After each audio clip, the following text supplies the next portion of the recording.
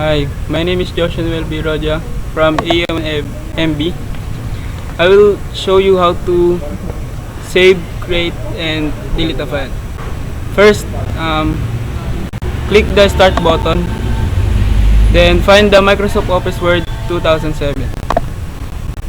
Then click. Then create a file like this.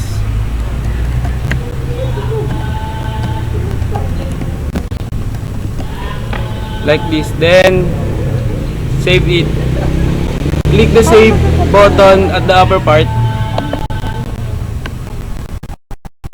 Like this.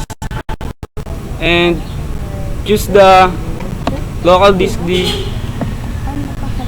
Click the local disk D. Then change the name of the file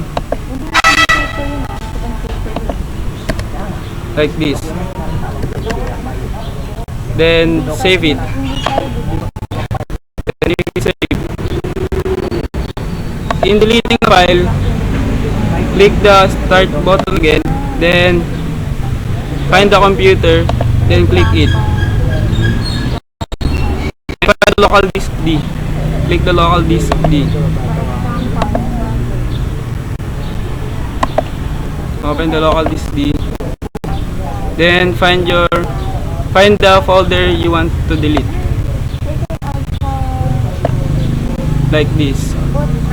Right click the file. Then click the delete button.